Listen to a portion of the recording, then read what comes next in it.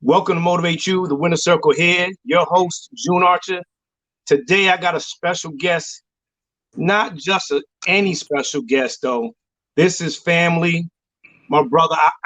We're gonna get into a lot of other things, but I want to talk to this young man about his journey, and I'm certain as you stay tuned to listen, you're gonna be inspired. Please welcome to the show, singer, songwriter, and actor, Mario. Mario, welcome to the show, brother. Bless, Arch. You already know. We here, man. Man, Thanks for having me. it's It's been a long time coming, brother. I'm so proud of you, man, what you've been doing. Thanks, I man. want to ask, I want to ask you, for a kid coming out of Baltimore, I know you had dreams and aspirations to do exactly what you're doing, but did you see it happening like this? To be honest with you, bro, I never really had dreams of being an artist. I just love music and I love singing, and it was my escape from, all of the craziness that was going on back home. And also, my mother, my father, my grandmother, my family was very much so into music. I got my talent and my gifts from my mom and my dad, but it wasn't. I never thought that being an artist was a real thing, and that it could happen for me. So I was just always at talent shows and just singing at school. Like you was telling me, your son tapping on the paper. What I'm saying, on a desk and making music, making beats, beatboxing, and just really being that guy that people knew, like, oh, he's talented. That's Mario. That's his gift. You know what I'm saying? But God had other plans. Now, growing up in Baltimore, who were some of the influences that allowed you to even pursue music? I know your mother and your father Yeah, were influencers, but were there any artists or any groups that yeah, came out of there that growing up you were like, man, that's cool? yeah. I would say Boyz II Men, Joe, um, R. Kelly, uh, Usher, um, all the greats, man. My grandmother was playing, Teddy P and gospel music and Marvin Gaye and James Brown, and what I'm saying. So I was surrounded by, so much great music. And my mother, she played piano, so she would always randomly just play the piano wherever we were, or she got me a karaoke machine when I was super young, and she just kept music around me. I think she knew that the cycles of like my family and what was going on. So she's like, whatever if he loved music, I'm going to give him something to be distracted, you know, from the world that's happening around him. And she just kept that around me. She kept music around me. Every Christmas, she's got me musical instruments. My grandfather would give me a drum set. So it was just something that I just, it was inherent. But then when it started manifesting around me, it became a reality for me. And I would say that those influences came from that, man, and just like going from there, you know. I mean, you had when you came out, uh, Teen Heartthrob, uh, Girls Are Going Crazy. I know this because you and I experienced this together when we were working on the second project, Turning Point. As you can see, the plaque is in the back there. Yep. Great album from Just a Friend to that album. Yeah. Immediate progression, but from there you kind of saw it and you started to sow your own oats. But I want to go back to this point. Traveling through that time, for those young people who are trying to get into music now, who have goals and dreams and aspirations, what is the best piece of advice that you could give them? Because you did it at a very young age. I saw Yeah. when, going back to the high school, people going crazy and you're hiding out and you're dipping, you're dodging Yeah. just to try to find a way to get a normal life. But for the kid, uh, boy or girl, if they're trying to start a band or a guy group or girl group, what is the best Yeah. piece of advice that you could give them based on your journey? That's a great question, bro. I think there's a big difference between being a solo artist and being in a group. If you are going the group route, you're gonna have to learn how to be a team player. You're gonna have to learn how to be a good listener, a good, supporter. A lot more patience, because you're not making music for yourself. Your opinion is going to be partner with your group members' opinion. Y'all got to move as one unit together. So if you know that you guys are stronger together, then y'all have to make a pact, whether girl group, guy group, unisex group, whatever. Y'all have to make a pact that you know, no matter what happens, y'all remember why y'all started it. Because there's going to be a lot of things that try to come between y'all. You know, maybe y'all all got different managers and everybody's not on the same page. Like, there just has to be an agreement between the creators, the group, that no matter what we go through, we're going to stay down, we're going to stay solid, and we're going to remember why we started. Now, as a solo artist, it's a different type of journey. You know, as a solo artist, you're gonna, you know, you're gonna have a lot of your own self, your own, you know, shadows to face as an artist, both in the industry and out as you continue the journey. Um, Again, go back to the basics. Remember why you started. Know who you are, but also know what you're giving to the world. Like know what parts of yourself you're willing to share with the world, because then now you can build your artistry around that, and keep the rest of yourself. You got to keep something for yourself. You know what I mean? I would definitely say do not give everything to the world and like, you know what I'm saying, because if it doesn't respond the way you want it to respond, it's going to be painful when you've given so much of yourself and then you don't have anything for yourself, you know. So I would say that, you know, decide what type of music you want to make, what your message is to the world. You know, there's so many different genres of music, and make sure you keep something for yourself. You know what I'm saying? That's for you, that you can escape to from uh, that world, because it definitely is a world that there's no promises in it. You know, it asks a lot from you, but rarely do you really get back everything that you give to it. But it's a beautiful journey, and you know, it's a lot of fun. So, yeah. Mhm. I know that your mom was a huge influence on you. Yeah. I know you lost her a couple of years ago. And for me, watching your journey as you grew through that and you had to go through it, the music started to get a little dark, and you kind of retreated. And I know you were in overseas, you were in Europe, and you were figuring it out. And for those who, I'm getting goosebumps, man, because I know who you are. Yeah. What were the life lessons that you took from moms that allowed you to get through that? Because everyone, Mary, everyone can't get through it, man. And you got through it, and you came out on the right side of it as a young man in the world. But what were some of the lessons that you used through that tough time to kind of heal to be where you are right now? Man, that's deep, bro, and you're right about a lot of what you're saying. I think my music, if people really follow my journey, they'll see that my music definitely has been a reflection of my journey and in different spaces I've been in, and it's been my therapy. So I would start with that, man. Just saying, first and foremost, like, my advice to anyone going through things that are, you know, you know, you're facing as a human being outside of your art, is to use your art as therapy. You know, use it as a way to express yourself, because sometimes you're not gonna be able to relate to people. You're still gonna have things that are required of you, and you gotta, you know, find a way for you to heal while you're doing, you know, doing what you do. But I think being spiritually open and open to different practices of healing and different understandings of life and death. You know, I saw a lot of death in my life. You know, growing up in Baltimore, my family members, from drugs to violence to, you know, cousins and aunts and uncles getting incarcerated for, you know, for the same thing. So I saw a lot of misfortune, trauma. So, you know, it, by the time I was 18, you know, I was already an artist and already moving around. I was already fragmented into like six different people, you know, having to face being an artist and then the person.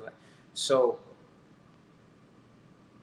you know, I practiced different religions. You know, I studied world religion for like a year or two just to understand what this world was, what governs our fears, what governs our joys, our salvation. You know, what are we fighting for?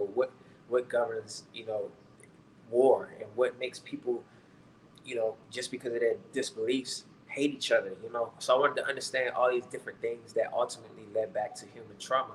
And so I started really understanding the mysticism and like how energy worked in the universe and how forces worked. And I started practicing myself and really understanding how to use my own pain and trauma and the different realms of myself to kind of like understand my path better and understand how to use all of that as a reference moving forward, you in a world that's already fragmented and discombobulated.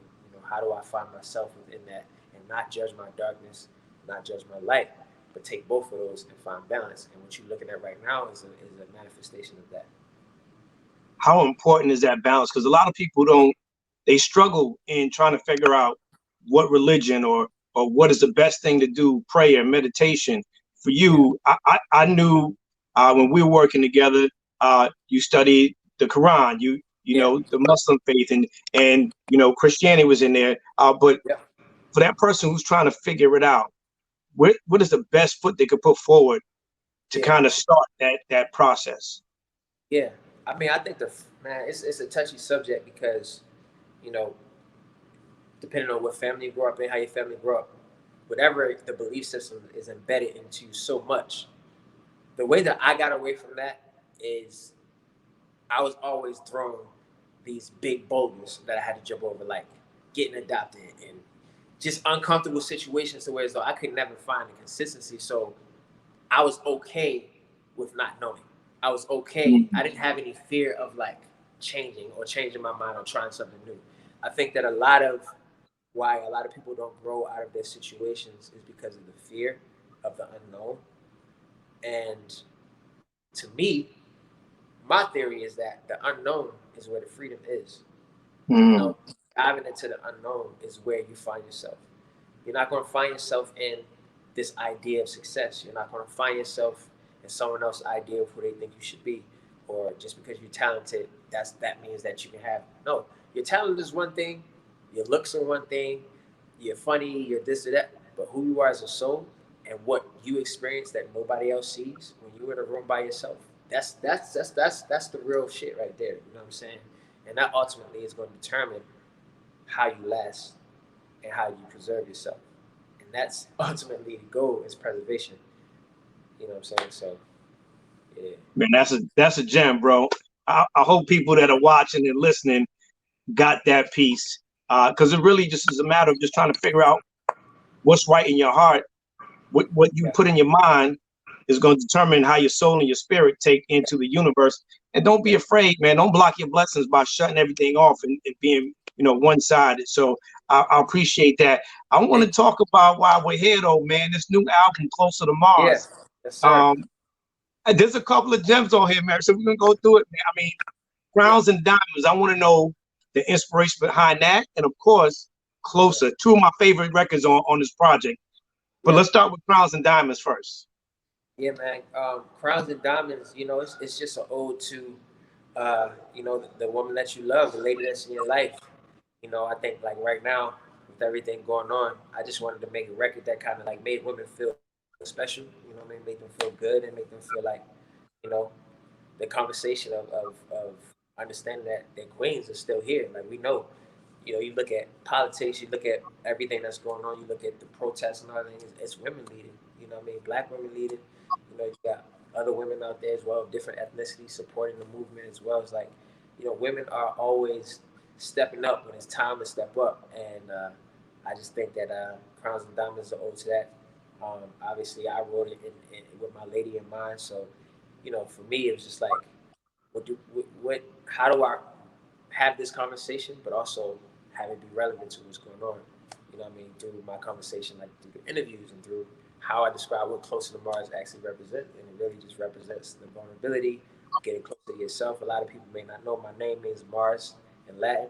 You know what I'm saying? I got a record called Closer on the project. So Closer to Mars is kind of ties it all the way in. Man, I'm just excited about this project. How excited are you? I mean, you've been traveling. You're now on the West Coast, but you were over in London. How did the music transform you? What did you learn while you were over in Europe that kind of allowed you to kind of dive in and surround yourself with this to kind of put this into your music? Well, I recorded Closer to Mars mostly in Atlanta and LA, and just kind of like when I was on the road on tour and stuff. But my last album, Dancing Shadows, that's out right now, that's definitely influenced by just like when I went to Europe. One of the things I noticed is how open they are creatively. Like everybody over there. Shout out to Jake Gosselin, who I did that project with.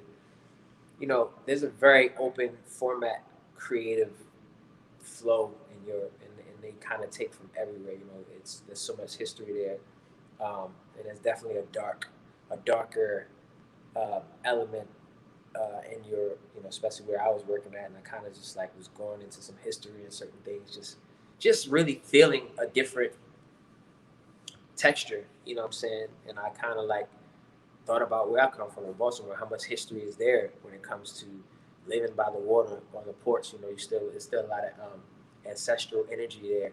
You know what I'm saying? So really, just I'm one of those people, like I'm a generator of energy, so I can go into a place and really soak up the energy there and regurgitate it out. You know, whether it be me telling the producer what textures to put that feels like that energy. Like I think that's one of the gifts of being a Virgo one, and also being an artist.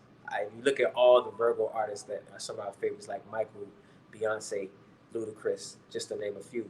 All of those artists were very visually, you know, all their visuals are stimulating. All of their art had a lot of character in it. They embody a lot of demonstration of the art through their visuals, and I'm the same type of way. You look at the visual for Mars, it's very much so a manifestation of what the record is. You know, Pretty Mouth Magic, which is coming out on Friday, or is it already out? Because this will be out there. Another dope record, I might add. So, Pretty Mouth Magic, like the video for that, like I like to manifest the things that I feel in real time, so you can feel them, so you can see them, so you can feel like you're in it. You know what I'm saying? And I think that's a gift that kind of comes with just being open-minded. Again, man, it's a reflection of who I am, and I don't plan on stopping. Right now, I'm working on screenplays as well. I was just getting ready to ask you that, When I tell because you, I it's know like, you got bit by the bug, because I'm watching the IG and I see you directing and giving energy, and I'm saying to myself, oh, I see where this guy's going. This guy bro, wants to direct. This guy is on to something. I want to So not only direct, bro. I want to create like super nostalgic, dope moments. It's just like, you know, when people come to shows or they go and watch a movie, or people want to escape from their reality. That's technically what people like. Like we love escaping creatively from, you know, from our reality and going into something that's like, I did not think about that like that. Or I like to create things that make people look at things different from what they would expect it to be. And that's kind of like when I started New Citizen Production and the label New Citizen Music. You know, it was really just about creating, you know, different perceptions through the art. I want to jump into Empire. Yeah. How was that experience, and what was the takeaway for you being able to work with such an all-star cast, man? Because we obviously see that it's in you to be able to dig deep to bring that to the screen. But how was it working with so many talented people and such a talented director? Man, there was so many different directors. You know what I'm saying? That show, I don't know if people know, but like every Yeah, episode, Sally Richardson, right? Sally Richardson was one. So many. so many different directors. It would be it's a whole, like, you know, but they had different directors for every episode, like kind of going in. And for me, it was like it was great because a lot of the actors and actresses on the show have been on there for 3, 4 seasons, so they were very comfortable in their roles. So it challenged me to kind of like catch up to the professionalism, catch up to the quickness of how they shot, you know, really delivering the storyline. So I just fell right into the energy that was already cultivated, you know. So it was like, it wasn't like a movie where it's like we all starting at the same time and we finish at the same time. It was like, no, they already been doing this. They already comfortable with their characters. They already got their solidified arcs, and I had to come in and kind of win over the audience with my performance. And it was fun, man. It was a great challenge. Great actors and actresses, great cast. Love everybody else on there. Terrence, you know, Taraji, the whole non-trade, working with Soraya, she killed it. Taronda, it's just so much talent. You know, Gabby, uh, Nicole. I know I might be missing a few people, but you know, I've had great moments, great talks with everybody, and we was really like a family. You know what I'm saying? And I had a good time in Chicago. It became my second home. You know what I'm saying? So shout out to Chi-Town. Thank y'all for always welcoming me. Not on top of that, breaking records. You know, Chicago was one of the first places that broke hit records of mine. So Right. it was kind of like a full circle type of thing. Now, with that, uh, there's like a plethora, and I love it as we're watching, whether it's Netflix, cable, television. There are a plethora of musicians that are getting into and have been into acting and really breaking out. Whether it's Empire, whether it's The Shy, whether it's Power. Do you feel like the world is starting to open up to the creatives that are in music and bringing their talents to the silver screen and into your homes? I just think that I don't know. I have like a couple different opinions of this, bro. You know, I feel like, damn, I don't know how to say it. Let me just say it. But I feel like Hollywood, it's one of them things where it's like, I think Hollywood creates based upon what they feel like is going to get the most ratings and what they feel like people want more so than creating from let's introduce a new way of shooting. Let's introduce a new way of creating concept. Let's introduce a new concept about different cultures. You know, and I love that about Netflix that they have all different types of art on there. You know, and that's what's great about Netflix. But I just think in general, when it comes to Hollywood, there could be a lot more diversity. Um, and you know, we see like now, you know, with Power and with 50's doing Power, like there's a lot of, you know, African American actors getting the opportunities. But I just think like creatively wise, I feel like the art itself, the content itself, could be more diverse and be more creative. Um, but I think music is like a cheat code. You know what I'm saying? You put music in something, it's a cheat code. It's like if you got a date and you know you bring girls to your crib, it's like the music you play could possibly change everything. You know what Exactly. I'm saying? It could change the Change whole the whole vibe. vibe.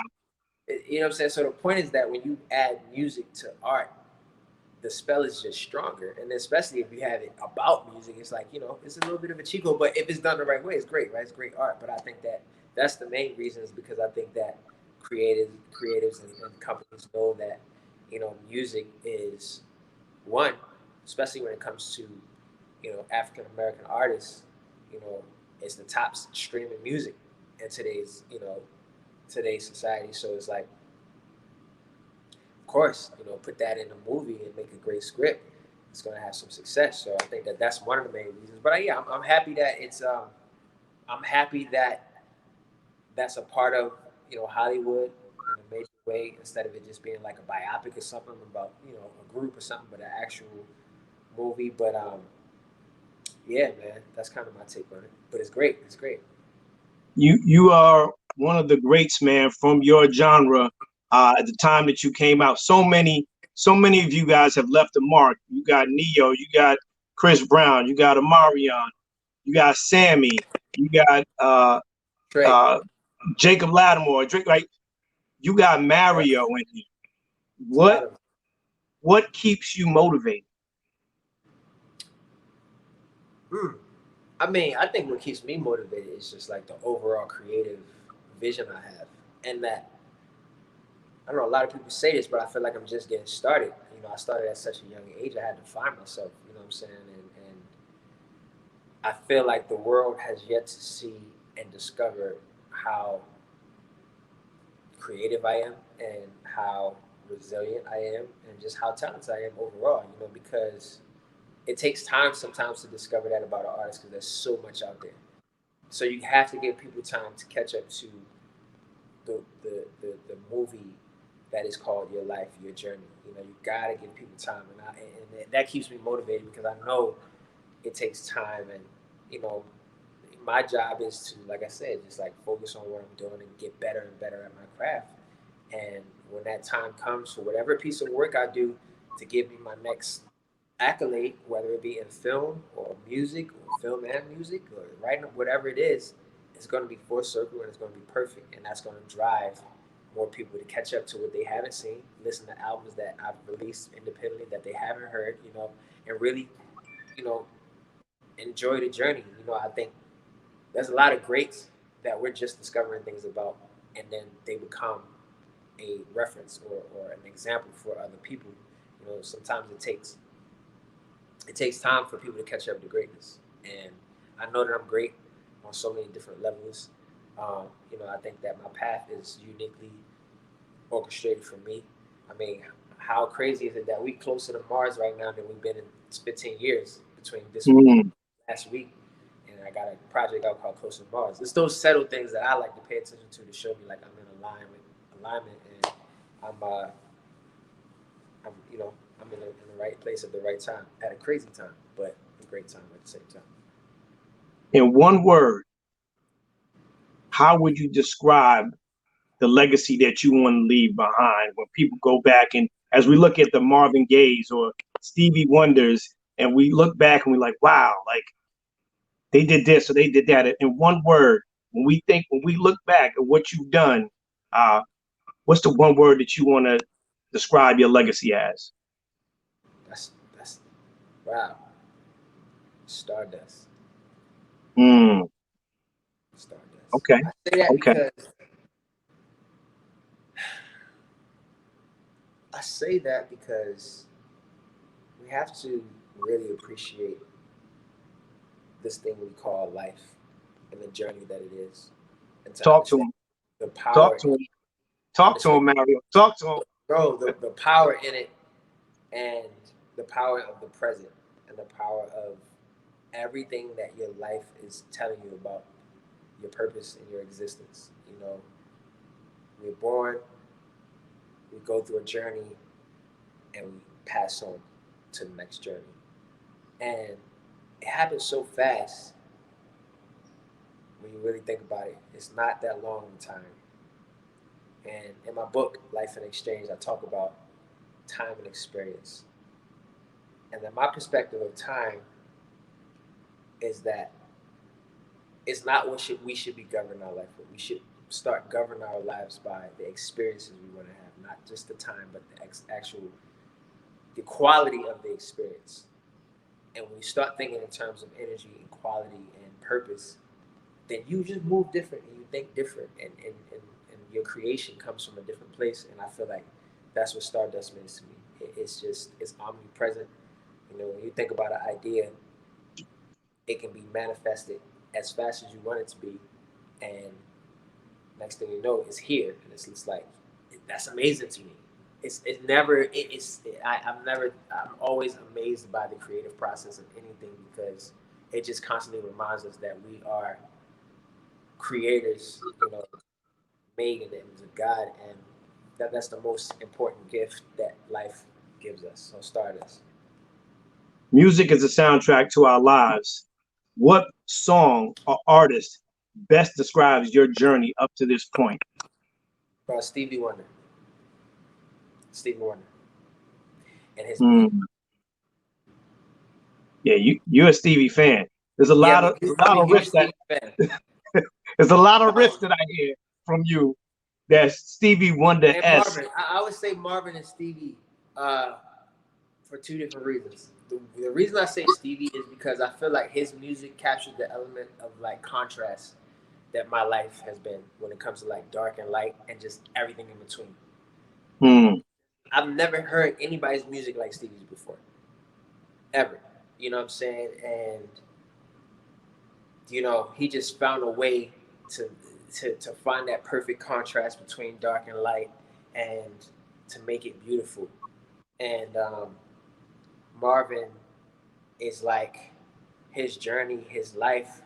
You know how he really took his pain and put it into his music, and it still lives on today. You listen to it, like you can literally feel the carbon extract of his experience in his music, and it's like damn, like that's how powerful it is, and that's how, like for me, when it comes to music, film, whatever it is, a book, whatever, photography, it has to. You have to leave a piece of yourself in it in order for it to be iconic and to live on, and that's what those artists do. is there an artist that you haven't worked with that you would love to record a song with? Oh my God, there's so many artists. Let's see. Um, Drake, Beyonce, even Stevie. I would say Chris, Big Sean, this new artist named Giveon. That's super dope here, R&B artist. Um, Summer Walker, Mm. Kehlani, Todd Dollar, um, Kendrick.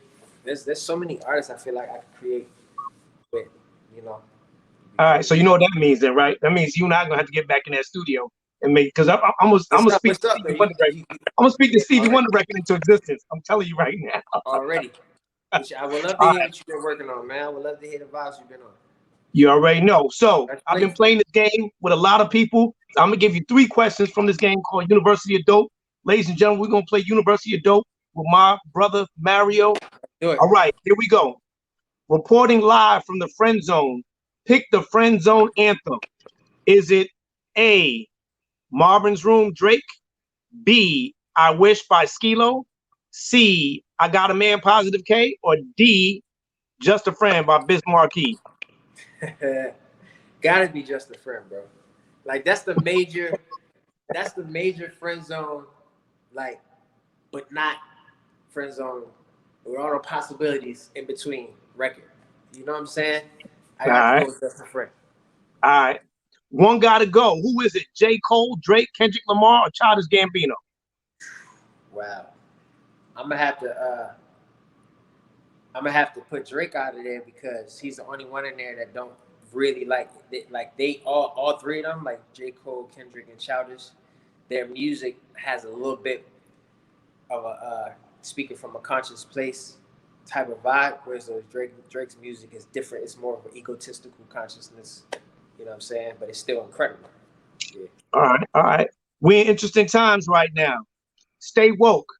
The best politically conscious song is it A, Fight the Power, Public Enemy, B, F the Police, NWA, C, Hip Hop by Dead Prez, or D, My President by Jeezy? I'm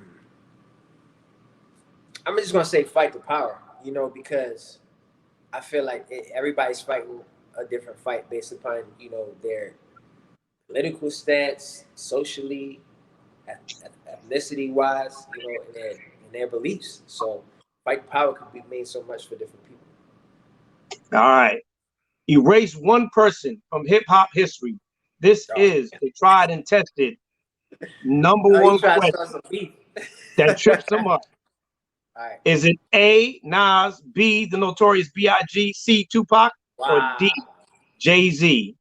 If you had to erase one from hip hop history, who would it be?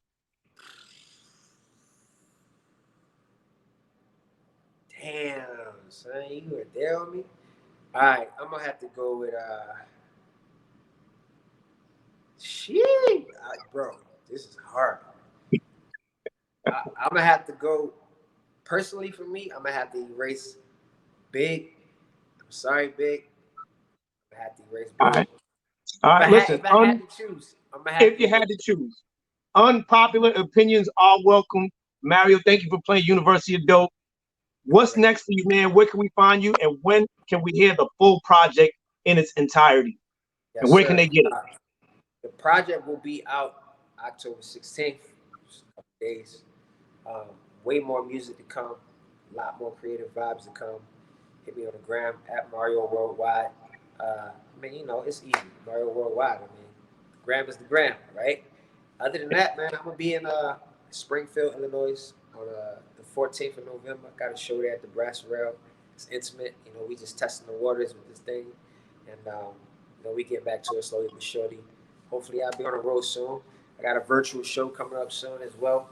I don't know exactly the date yet, but we putting that together. That'll be all on my site. And if you follow me, it's definitely gonna pop up on your Explore page and get a ticket. It's gonna be super interactive, very fun. We're gonna be doing the hits. We're gonna be doing some classic records and some new records. So, and it's gonna be very interactive with fans. So it's gonna be fun. We're gonna be looking out for that. Before I let you go, I want to take you back in time real quick, and I want to tell you. I don't know if you remember this, but we went out one night, and I was teaching you how to drive stick shift in my car. And I told you then, listen, if you burn my clutch, you're going to owe me a car. All I ask is that you become successful. And I got to say this, bro. You've done just that. I'm super proud of you. Keep doing what you're doing, man. It's those moments that lets me know that when you pour into people and you're a blessing to someone else and they are blessed, they become a blessing to some others. And you have done just that. So I want to thank you for doing that and continuing to do that.